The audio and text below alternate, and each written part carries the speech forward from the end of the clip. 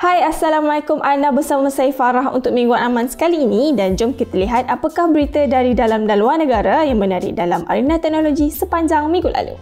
OpenAI telah mengemas kini terma dahsyarat untuk memperluaskan lagi penggunaan teknologi kecerdasan buatan mereka bagi tujuan ketenteraan dan juga peperangan. Kemas kini terbaru ini memperlihatkan pembuangan terma larangan kegunaan untuk tujuan ketenteraan dan juga peperangan. Tetapi larangan membina senjata dan perkhidmatan yang memudaratkan orang ramai masih lagi dikekalkan. Walaupun teknologi ini boleh digunakan oleh pihak tertera sekarang, OpenAI masih lagi melarang teknologi kecerdasan buatan mereka daripada digunakan untuk membina senjata.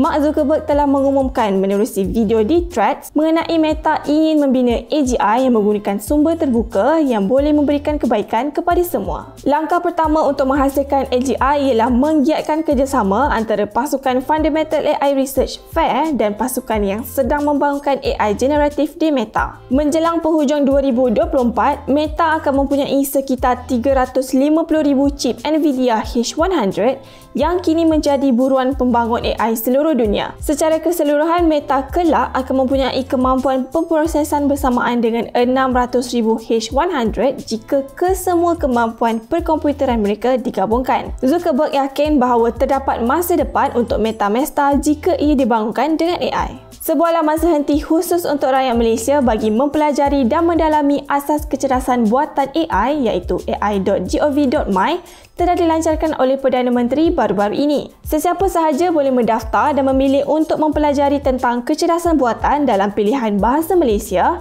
Inggeris, Cina atau Tamil. Sokongan audio dan braille juga disertakan. Menerusinya, beberapa perkara yang melibatkan kecerdasan buatan termasuk Natural Language Processing dan Computer Vision disediakan. Kerajaan berharap jutaan rakyat akan dapat mengikuti pembelajaran asas ini untuk pengetahuan yang lebih lanjut tentang kecerdasan buatan sekaligus diyakini akan memberi kesan positif dari segi kehidupan harian, ekonomi dan pekerjaan. Samsung akan menawarkan kemas kini 7 versi Android dan kemas kini tampalan security selama 7 tahun. Ini meletakkan sokongan perisian Samsung setanding yang ditawarkan pada iPhone dan Google menerusi siri Pixel 8. Dengan sokongan perisian yang lebih panjang ini, peranti keluaran Samsung dapat digunakan untuk tempoh yang lebih lama. Tiada lagi kerisauan mengenai kerentanan security yang boleh menyebabkan kerugian kepada pemilik. Pada tahun ini, kemas kini Samsung dilihat adalah yang terpantas di kalangan pengeluar Android. Ini mungkin akan mencabar pengeluar lain untuk turut mengikuti jejak Samsung dan Google dalam masa terdekat. Samsung kali ini hadir dengan peranti AI pertama di dunia menerusi siri Samsung Galaxy S24 keluaran terbaru mereka.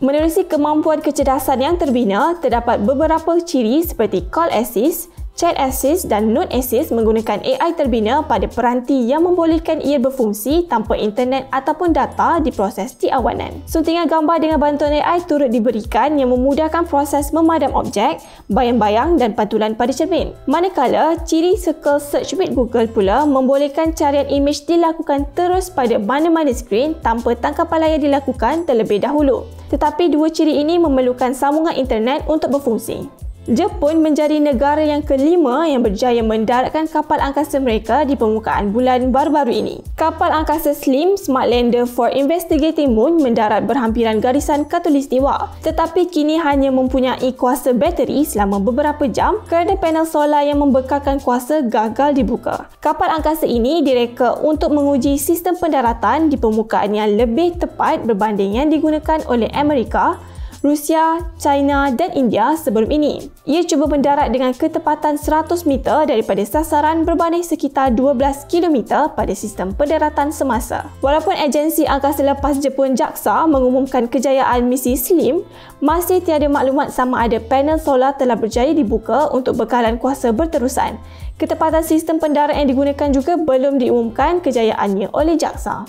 Pihak JAKIM kini dalam usaha untuk memudahkan serta mempercepatkan prosedur bagi meluluskan permohonan sijil halal menerusi sebuah sistem kecerdasan buatan yang dibangunkan sendiri. Sistem kecerdasan buatan AI ini akan membantu memudahkan lagi prosedur untuk meluluskan permohonan sijil halal dan akan mempercepatkan proses semakan ribuan menu dan bahan untuk pensijilan halal. Tetapi bilakah JAKIM akan siap membangunkan sistem ini dan mula menggunakannya dalam proses pekerjaan harian masih belum diketahui.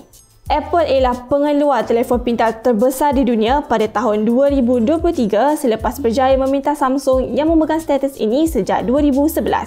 Menurut data yang dilaporkan oleh IDC, Apple mengeluarkan 234.6 juta iPhone tahun 2023 yang bersamaan dengan pegangan 20.1% pasaran. Samsung di tangga kedua dengan 19.4%, diikuti oleh Xiaomi 12.5%, Oppo 8.8% dan Transition 8.15%. Baki 31% pasaran dipegang oleh syarikat-syarikat lain. Apple meminta Samsung dengan pengeluaran iPhone meningkat 3.7% berbanding 2022. Samsung paling teruk terjejas dengan penurunan 13.6%, diikuti oleh Oppo 9.9%. Hanya Apple tidak mengalami penyusutan pengeluaran pada tahun 2023 disebabkan oleh kesan pandemik yang masih dapat dirasai. Menteri Pelaburan Perdagangan dan Industri Tengku Datuk Seri Zafar berkongsi bahawa Pro2 akan memperkenalkan kereta elektrik mampu milik mereka sendiri pada penghujung tahun 2025 nanti. Pro2 dikatakan turut bekerjasama dengan syarikat automotif antarabangsa dalam menghasilkan prototipe dan pengeluaran secara besar-besaran yang dijadualkan pada penghujung tahun 2025.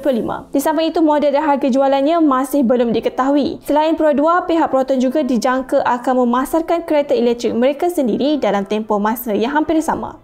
Sheryl Sandberg, selaku mantan Ketua Pegawai Operasi Facebook dan Meta, kini mengambil keputusan untuk meninggalkan syarikat tersebut secara sepenuhnya. Sheryl telah bersama Facebook sejak 2008 dan dalam tempoh 16 tahun tersebut, 14 tahun daripadanya beliau memegang jawatan Ketua Pegawai Operasi dan 12 daripadanya juga adalah sebagai ahli lembaga pengarah Facebook.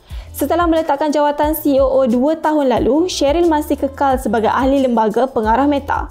Namun dalam jangka masa pendek ini, beliau masih akan menasihati ahli lembaga pengarah syarikat berkenaan. Buat masa ini, belum diketahui siapakah yang akan menggantikan Sheryl Sandberg sebagai ahli pengarah Meta.